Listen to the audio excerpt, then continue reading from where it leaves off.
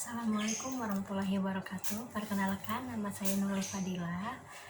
Di belakang 104, kelas 3A Geografi, Pendidikan Ilmu Pengetahuan Sosial, dan Fakultas Ilmu Tarbiyah dan Keguruan, Universitas Islam Negeri Syarif Hidayatullah Jakarta.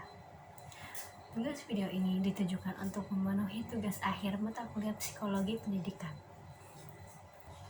Saat ini saya berada di Lebak Bulus dan sudah bersama.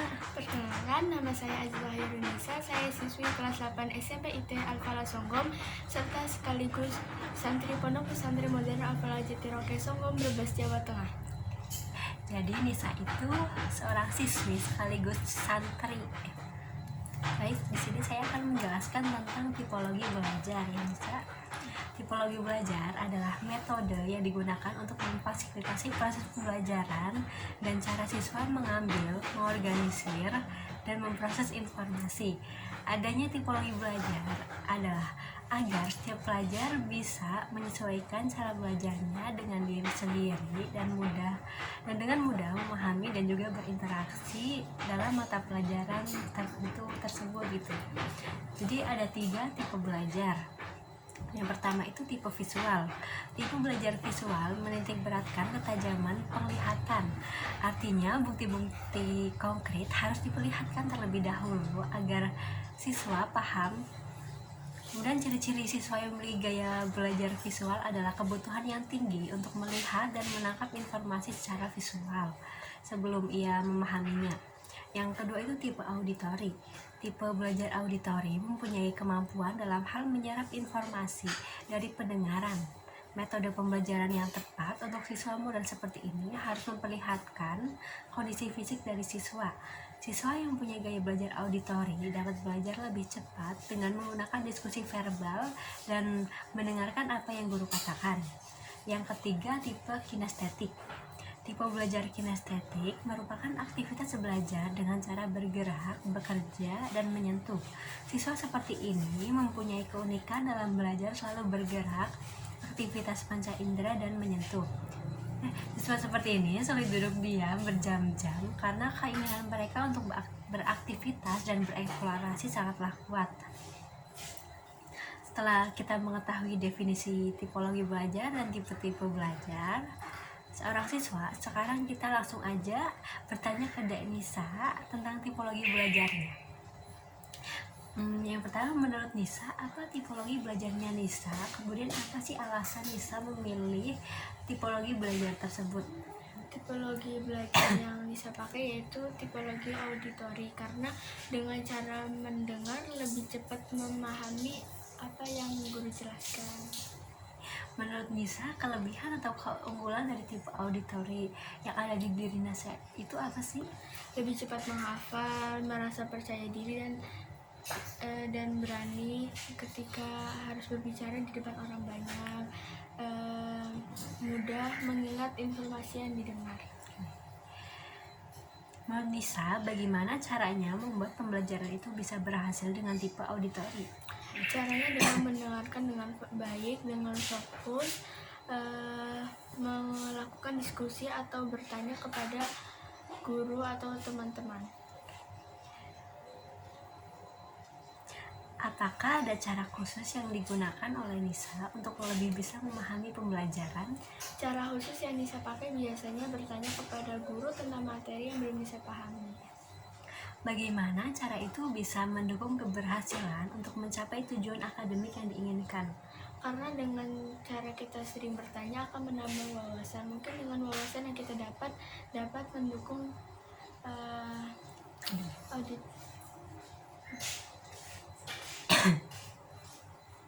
Menurut Nisa, apa kelemahan dari tipe auditori? Kelemahan yang ada di diri Nisa yaitu mudah terganggu dengan suara-suara fisik yang mengganggu kefokusan Nisa. Bagaimana solusi yang Nisa lakukan untuk menghadapi kelemahan tersebut? Solusi yang Nisa lakukan biasanya belajar di tempat-tempat yang jauh dari suara yang bisa mengganggu kefokusan Nisa. Bagaimana respon Nisa ketika dihadapkan pada materi yang sulit? Dengan cara bertanya kepada guru dan bertanya atau berdiskusi kepada teman-teman yang sudah mengetahui materi tersebut. Apakah Nisa berminat untuk mencoba pendekatan belajar baru selain yang biasa Nisa gunakan? Minat karena bisa saja dengan metode pembelajaran yang baru lebih mudah untuk mengerti materi tersebut. Bagaimana peran orang tua dalam mendukung belajarnya Nisa?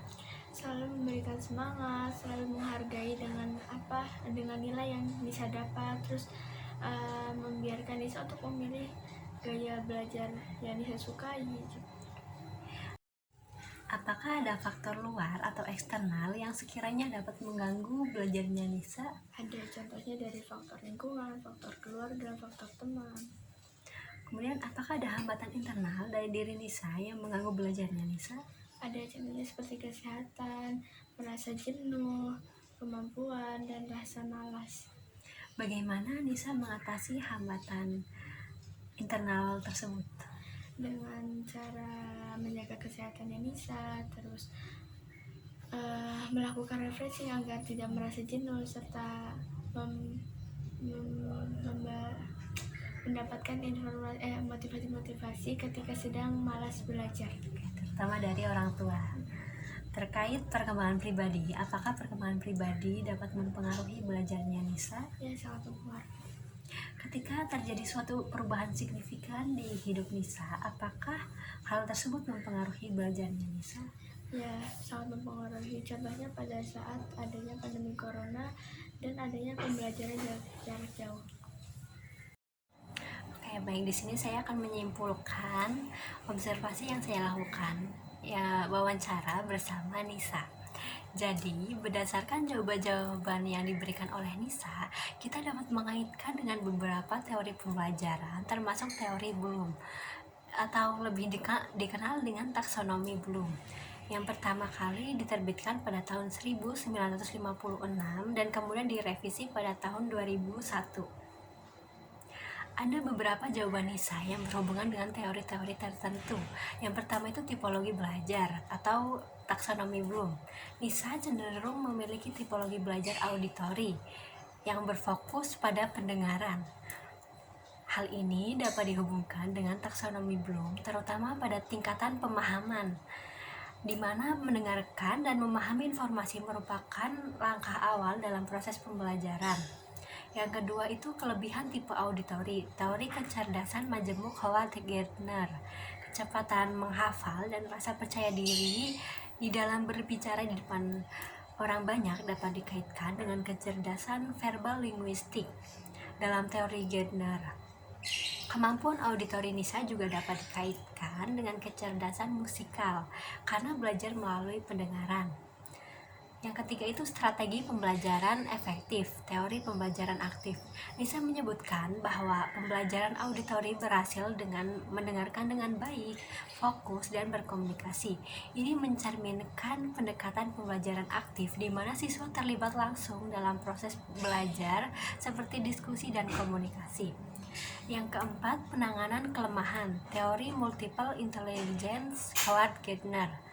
Kesulitan Nisa dengan suara-suara berisik dapat dihubungkan dengan sensitivitas terhadap lingkungan auditif. Gardner menyatakan kecerdasan spasial visual di mana siswa lebih nyaman dengan lingkungan yang tenang dan kurang berisik. Yang kelima, menghadapi materi sulit. Teori pembelajaran konstruktivis. Strategi Nisa untuk bertanya kepada guru atau berdiskusi dengan teman mencerminkan pendekatan konstruktivis di mana siswa aktif membangun pemahaman mereka sendiri melalui interaksi sosial dan refleksi. Yang keenam, peran orang tua. Teori sosial Albert Bandura. Dukungan, semangat, dan memberikan kebebasan pada Nisa untuk memilih tempat belajar dapat dikaitkan dengan teori sosial Bandura. Orang tua memberi model perilaku dan memberikan dukungan sosial yang penting dalam proses pembelajaran. Yang ketujuh, hambatan internal atau teori motivasi Abraham Maslow. Rasa jenuh, kesehatan, dan kemalasan yang dihadapi oleh Nisa dapat dikaitkan dengan hierarki kebutuhan Maslow. Masalah kesehatan dan rasa jenuh dapat menjadi hambatan dalam mencapai kebutuhan lebih tinggi seperti aktualisasi diri melalui pencapaian akademik. Yang terakhir, yang ke-8, perubahan signifikan. Teori adaptasi John Dewey. perubahan signifikan dalam hidup Nisa seperti pembelajaran jarak jauh selama pandemi dapat dihubungkan dengan teori adaptasi Dewey.